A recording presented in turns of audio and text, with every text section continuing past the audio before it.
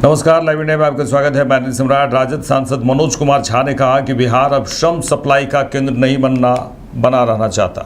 ये नहीं कि पूंजी गुजरात में और श्रमिक यहाँ से, ये नहीं कि पूंजी का निवेश गुजरात में और श्रमजीवी श्रम शक्ति जनसाधारण यहाँ से चले। उन्होंने कहा कि औपनिवेशिक शासनकाल से बिहार ने ये भुगता है। बिहार का पलायन यहाँ की चुनौती है। हमारी पार्टी लगातार कह रही है कि बिहार में सरकार नहीं बदलेगी, सरोकार भी बदलेगा। मैं इस तरह के भविष्यवाणी वाली चीजें नहीं करता और ना ही ईवीएम की सेटिंग है मेरी कि सब कुछ पहले तय है कि किस बूथ पर कितना वोट आएगा। ये वो लोग कह सकते हैं जो इसके खेल के माहिर हैं। बहरहाल मेरा मानना है कि मैं बार बार आपके माध्यम से कह चुका हूं कि बिहार अब श्रम सप्लाई का केंद्र नहीं बना रहना चाहता। ये नहीं कि पूंजी गुजरात में और श्रमिक यहां से, ये नहीं कि पूंजी का संकेंद्रण निवेश गुजरात में और श्रमजीवी यहां से चले, श्रम शक्ति यहां से चले, जनसाधारण यहां से चले। बस बहुत हो गया। औपनिवेशिक शासनकाल से बिहार ने यह भुगता है। इसलिए तेजस्वी जी बार बार कहते हैं कि उनकी चुनौती के समक्ष कोई नहीं है। व्यक्ति चुनौती नहीं होता, दल चुनौती नहीं होता। चुनौती बिहार का पलायन है, चुनौती बिहार की महिलाओं का मान है, चुनौती लोगों को महंगाई से रिलीफ है, चुनौती नौकरी का कैसे व्यापक प्रसार हो, चुनौती इंडस्ट्री का नेटवर्क कैसे बने, ये महत्वपूर्ण है। और इन चुनौतियों के मद्देनजर जो लगातार हमारी पार्टी कह रही है कि बिहार में सरकार नहीं बदलेगी, सरोकार भी बदलेगा, ये महत्वपूर्ण है। चलिए आगे बढ़ेंगे। तेज प्रताप यादव पर आरजेडी प्रमुख लालू प्रसाद यादव के साले सुभाष यादव ने कहा कि तेज प्रताप यादव ने बोला है कि ये फोटो गलत है। अब इस पर चर्चा करने की क्या जरूरत है। लालू जी ने थोड़ी जल्दबाजी में गड़बड़ी की है। उन्होंने जल्दबाजी में तेज प्रताप को पार्टी और परिवार से निकाल दिया, ये गलत किया है। उन्होंने कहा कि मैं तेज प्रताप से बस इतना कहना चाहता हूँ कि वो सामने आकर बिहार और मीडिया को सही बात बताएं। देखिए, जो भी प्रकरण आया, जो भी कार्यक्रम आया, जो भी फोटो आया, तो ये तो क्लियर हो गया जो तेज प्रताप जी आके सामने बोले ये फोटो गलत है। फोटो जब गलत है तो इस पर चर्चा क्या करना है? चर्चा कोई नहीं है। सही है तो उस पर भी कोई चर्चा नहीं होगी। सब लोग धन्यवाद बधाई देगा। तेज प्रताप जी अच्छे आदमी हैं, अच्छे तरह बोलते हैं, अच्छे तरह बात करते हैं। हाँ, थोड़ा सा लालू जी ने गड़बड़ किया है, जो जल्दीबाजी में उनको पार्टी और परिवार से निकाल दिया, ये गलत किया, ये नहीं होना चाहिए था। अब क्या है नहीं है, हम यही कहेंगे तेज प्रताप जी को, जो सामने आवे, बिहार को जनता को बतावे, या मीडिया को भाई को बतावे ये सच्चाई क्या है। वो सामने जले नहीं आते हैं तले हर आदमी उल्टा सीधा बोलते रहेगा, कहते रहेगा, सुनते रहेगा। वो सामने आवे, सामने आके अपनी सही जो बात है उसको बतावे। उनके मौन को कैसे देखते हो? चुप्पी साधे हुए हैं। मौन को क्या देखेंगे? कहीं होंगे, कहीं गए होंगे बाहर, कहीं बाहर गए होंगे, इसीलिए नहीं उपलब्ध हो रहे हैं। बाकी उपलब्ध होना चाहिए, बिहार की जनता को बताना चाहिए, बिहार के मीडिया को बताना चाहिए ये हमारे साथ अन्याय हुआ या सही हुआ। लालू जी का फैसला सही मानते हैं? नहीं, लालू जी का फैसला गलत हुआ। इतना जल्दी नहीं लेना चाहिए एक्शन। तेजस्वी जी कह रहे हैं कि एडल्ट है, वो अपनी निजी जिंदगी में अपना सोच सकते हैं। नहीं, एडल्ट तो वो भी हैं, तेजस्वी जी भी एडल्ट हैं। वो देश के सामने सब चीज लोग देखा है, ऐसी तो बात नहीं है। एडल्ट तो सब लोग है, सब लोग जिम्मेवारी है। अब लालू जी उनको ज्यादा जिम्मेवारी दे दिए, तेज प्रताप जी को कम दिए, तो ज्यादा बुद्धिमान है, वो कम बुद्धिमान है। आने वाले आगामी चुनाव को देख के ऐसा किया जाएगा? हाँ, हमको तो लगता है चुनाव को देख के किया गया है। परिवार में भी मतभेद चल रहा है। अब मतभेद है कि नहीं है भाई, हम तो न जाते हैं, न आते हैं, न जानते हैं क्या है नहीं है। प्रधानमंत्री नरेंद्र मोदी के आगामी बिहार दौरे पर जेडीयू नेता और बिहार सरकार में मंत्री विजय चौधरी ने कहा कि प्रधानमंत्री का दौरा पूर्व निर्धारित है और बिहार वासियों के हित में है। प्रधानमंत्री जब भी बिहार आते हैं, बिहार को कुछ सौगात देते हैं और सौगात विकास योजनाओं के रूप में होती है। उनका दौरा है, कल उनका दौरा है, कई योजनाओं की घोषणा होगी जिससे बिहार का विकास होगा। पहले से भी सारे बिहारवासी देख रहे हैं कि नीतीश कुमार के नेतृत्व में बिहार की अभूतपूर्व तरक्की हो रही। नहीं, प्रधानमंत्री का दौरा तो पूर्व निर्धारित है और वह बिहार वासियों के हित में है। प्रधानमंत्री जब भी आते हैं बिहार को कुछ सौगात देते हैं और वो सौगात विकास योजनाओं के रूप में होती है। इस बार भी वो कल आने वाले हैं और कई योजनाओं की घोषणा करने वाले हैं जिससे बिहार का विकास होगा। और पहले से भी सारे बिहारवासी देख रहे हैं कि नीतीश कुमार जी के नेतृत्व में बिहार की अभूतपूर्व तरक्की तो हो ही रही है। और जिस प्रकार अभी केंद्र सरकार प्रधानमंत्री मोदी जी के नेतृत्व में बिहार के विकास में मदद करने को तत्पर है, लगातार चाहे सिंचाई की योजना हो, पर्यटन की योजना हो, एयरपोर्ट डेवलपमेंट का काम हो, जितने मुस्तैदी से वो मदद कर रहे हैं, स्वाभाविक रूप से बिहार और तेज गति से विकास करेगा। और ये मोदी जी की मदद है बिहार को और नीतीश कुमार जी का नेतृत्व है जो त्वरित गति से बिहार आने वाले समय में और ज्यादा आगे बढ़ेगा। दिल्ली सरकार के 100 दिन पूरे होने पर दिल्ली के मुख्यमंत्री रेखा गुप्ता ने कहा है कि दिल्ली में अब जनता द्वारा चुनी गई एक काम करने वाली सरकार आई है। उन्होंने कहा कि मैं दिल्ली की जनता का बहुत बहुत धन्यवाद करती हूं कि उन्हें कहना चाहती हूं कि आपके विश्वास और हमारा प्रयास से हमने 100 दिन में दिल्ली के लिए प्रयास किए। बहुत सारे फैसले जो पिछली सरकारों के समय में ठीक नहीं थे उन्हें हमने ठीक किया। केंद्र की योजनाओं को दिल्ली में लागू करने का काम हुआ। डबल इंजन का पूरा फायदा अब दिल्ली के लोगों को मिल रहा है। देखिए, दिल्ली में अब जो है जनता के द्वारा चुनी गई एक काम करने वाली सरकार आई है। मैं दिल्ली की जनता का बहुत बहुत धन्यवाद करती हूँ और उन्हें कहना चाहती हूँ कि आपका विश्वास और हमारा प्रयास, हमने जो इस 100 दिन में दिल्ली के लिए प्रयास किए, लगातार किए और बहुत सारे नीतिगत फैसले जो पिछली सरकारों के समय में ठीक नहीं थे दिल्ली के लिए, दिल्ली के लोगों के लिए, उन्हें हमने ठीक किया। केंद्र की जितनी योजनाएं जो दिल्ली जिसकी अधिकारी थी, जो यहाँ पे लागू नहीं की जा रही थी, उन सारी योजनाओं को हम दिल्ली लेके आए। डबल इंजन का पूरा फायदा दिल्ली के लोगों को अब मिल पा रहा है।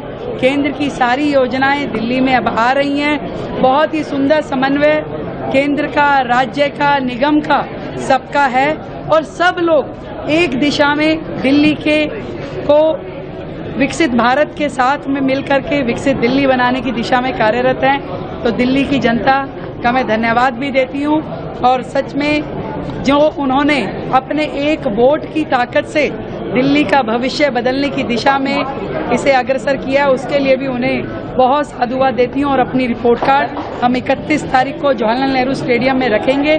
जनता के द्वारा दिया हुआ आशीर्वाद उसे पूरा। भारतीय पुरुष क्रिकेट टीम के मुख्य कोच गौतम गंभीर ने IPL 2025 के समापन समारोह में भारतीय सेनाओं के सम्मान में जश्न की घोषणा पर कहा कि BCCI के द्वारा ये बहुत ही अच्छा कदम है।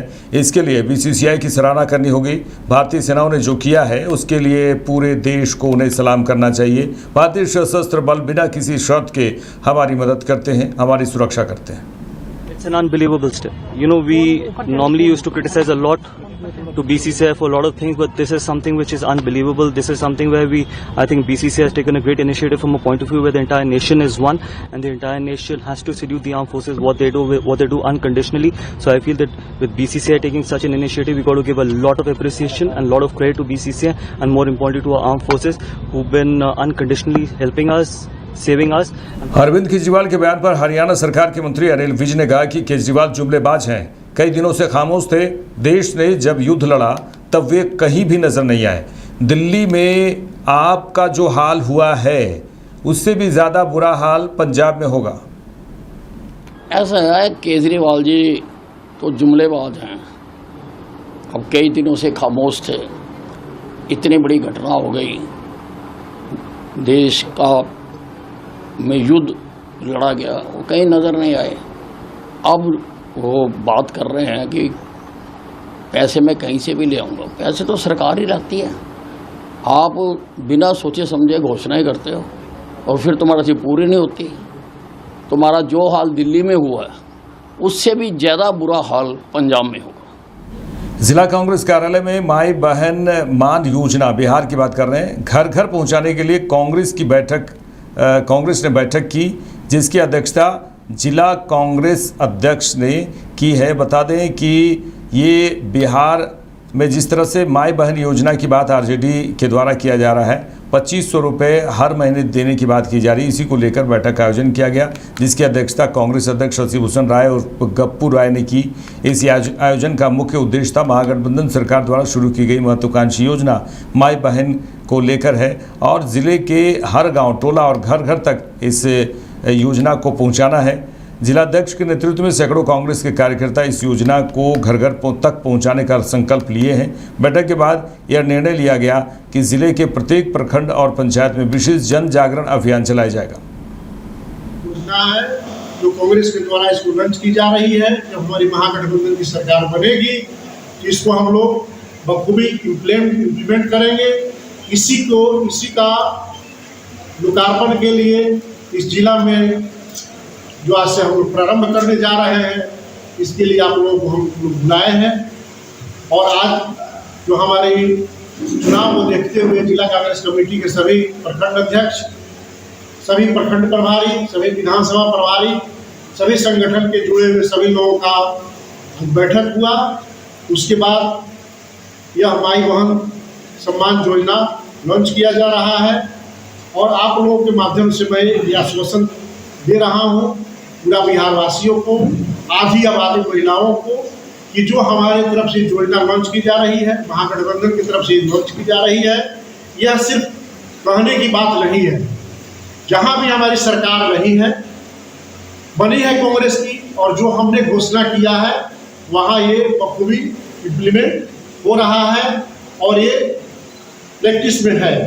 जैसे कर्नाटक में हमने घोषणा किया कि महिलाओं को 2000 रुपया प्रति माह दिया जाएगा, आज उनके खाता में 2000 रुपया प्रति माह जा रहा है। हिमाचल में 1500 रुपया जो किया गया वो 1500 रुपया जा रहा है। कर्नाटक में तो 1200 रुपया वृद्धा पेंशन के रूप में जो हम लोगों ने घोषणा किया, मेरी सरकार बनी तो वो जा रही है। आज के दिन में देखिएगा बिहार में जो कांग्रेस के समय में 400 रुपया वृद्धा पेंशन फिक्स किया गया, आज भी वही चल रहा है, कोई भी उसमें बदलाव नहीं है। आप खुद एसेस करिए कि क्या 400 रुपया में किसी वृद्धा को आप पैसा जो दे रहे हैं उससे क्या होना है। महंगाई आप 10 गुना बढ़ा दिए, एक हिसाब से कहिए तो उस परिवेश में 100 गुना बढ़ा दिए गरीबों के लिए जो महंगाई बढ़ी है। और वहीं 400 रुपया घिसी पीटी जो कांग्रेस के समय में जो सरकार थी वो जो दिए, आज के दिन में वही चल रही है। राजस्थान में जो हमारी सरकार थी वो घोषणा करती है, वो धरती पर लागू होता है, वो दिखावा नहीं रहता है, छलवा नहीं रहता है। तेलंगाना में नालंदा में जमीन कारोबारी के घर एसपी नालंदा के नेतृत्व में छापेमारी की गई। जिला पुलिस के द्वारा यह कार्रवाई बिहार थाना क्षेत्र के बैगनाबाद मोहल्ला निवासी अकबर मलिक के घर में की गई है। साथ ही अकबर मलिक के भाई जेडीयू कार्यकर्ता बाबर मलिक और अकबर मलिक के सहयोगियों के भी ठिकानों पर रेड की गई। नालंदा एसपी भारत सोनी के नेतृत्व में सदर DSP law and order, DSP नगर की 3 थाना और लाइन से पुलिस बल के सहयोग से रेड किया गया। नालंदा एसपी भारत सोनी ने बताया कि उन्हें सूचना मिली थी कि अकबर मालिक के अवैध हथियार लेकर के द्वारा इस्तेमाल किया जा रहा अवैध हथियार का इस्तेमाल किया जा रहा है, साथ ही उसकी खरीद फरोख्त भी की जा रही है। इसी सूचना के आधार पर अकबर मलिक और उसके सहयोगियों के ठिकाने पर दबिश दी गई। हालांकि अकबर मलिक फरार है। अकबर मलिक ज़मीन कारोबार से भी जुड़ा हुआ है। इसके अलावा पूर्व में भी हथियार खरीद फरोख्त के मामले में पकड़ा जा चुका है, जबकि अकबर मलिक का भाई बाबर मलिक जनता दल यू में सक्रिय सदस्य के तौर पर कार्यरत है।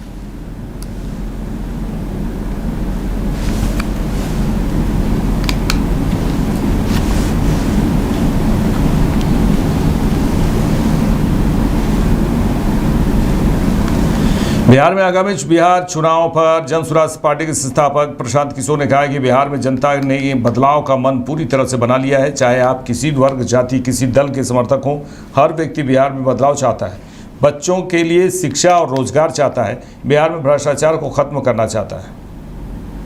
आप देख रहे हैं, आपके आंख के सामने जो दिख रहा है, बिहार में जनता ने बदलाव का मन पूरी तरीके से बना लिया है। चाहे आप किसी वर्ग के हैं, किसी जाति के हैं, किसी दल के समर्थक हैं, हर व्यक्ति बिहार में बदलाव चाहता है। अपने बच्चों के लिए शिक्षा और रोजगार चाहता है। बिहार में भ्रष्टाचार को खत्म करना चाहता है। वो जन स्वराज के साथ रहे या न रहे, लेकिन बिहार में बदलाव हर आदमी चाहता है। शिक्षा रोजगार हर आदमी चाहता है। यहाँ से भ्रष्टाचार का खात्मा चाहता है। केंद्रीय मंत्री धर्मेंद्र प्रधान के बयान पर कांग्रेस नेता जीतू पटवारी ने कहा है कि राहुल गांधी ने देश के सामने जातिगत जनगणना का विजन रखा था। आप सब उसका माखौल, बीजेपी की ओर इशारा करते हुए उन्होंने कहा कि आप सब उसका माखौल उड़ाते रहे। पूरी पार्टी उसका विरोध करती रही। बटोगे तो कटोगे की राजनीति पर बीजेपी नफरत परोसती रही। अंतोगत्वा राहुल गांधी की बात को सरकार ने स्वीकार किया। धर्मेंद्र प्रधान जी से मेरे दो सवाल हैं कि राहुल गांधी जी ने इस देश के सामने एक विजन रखा जातिगत जनगणना का। आप सब उसका मखौल उड़ाते रहे। आपकी पूरी पार्टी उसका विरोध करती रही। पूरी बीजेपी कटोगे तो बटोगे की राजनीति पर नफरत परोसती रही। अंतोगत्वा राहुल गांधी जी की वो बात जिसमें उन्होंने जातिगत जनगणना की बात की, आप जिसमें मंत्री हो उस सरकार ने स्वीकार की। झूठ क्या है और सच क्या है? आपके विदेश मंत्री ने दुनिया के सामने, देश के सामने कहा कि हमने पाकिस्तान को पहले बता दिया था कि हम कहां पर अटैक करने वाले हैं। तो ये सवाल अगर झूठ है तो देश को समझना पड़ेगा कि बीजेपी के सच का कितना सामना करें हम। मैं मानता हूं कांग्रेस पार्टी विपक्ष की, राहुल गांधी जी विपक्ष की भूमिका निभाते हैं और देश में प्रेम, प्यार, मोहब्बत की बात करते हैं। देश में न्याय की बात करते हैं, सामाजिक सरोकार की बात करते हैं। सामाजिक जो बदलाव आना है देश में, उसकी आवश्यकता को देश के विजन के साथ लेके मोदी को आगाह करते हैं, तो इनको बुरी लगती है। धर्मेंद्र प्रधान जी, झूठ भारतीय जनता पार्टी का गहना है और वो आपने गले में पहन रखा है।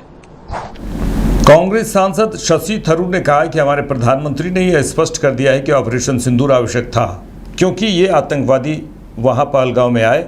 उन्होंने 26 महिलाओं को उनके पति और उनके विवाहित जीवन से वंचित करके उनके माथे से सिंदूर मिटा दिया। इसलिए यह ऑपरेशन सिंदूर बहुत जरूरी था। New normal.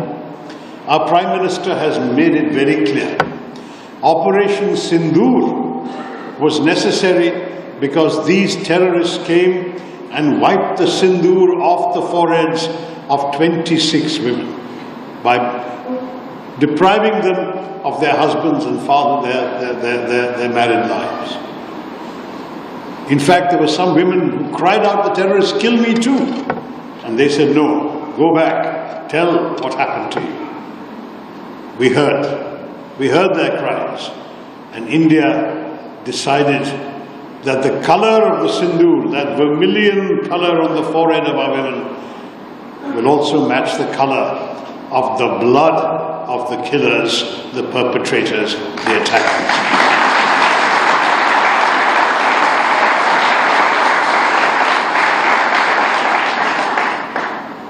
India is not a warmongering state. Even when we conducted those attacks, the first 9 terror-based attacks, our government said very clearly, without any doubt, that we are not looking for any escalation. These were carefully, precisely calibrated strikes.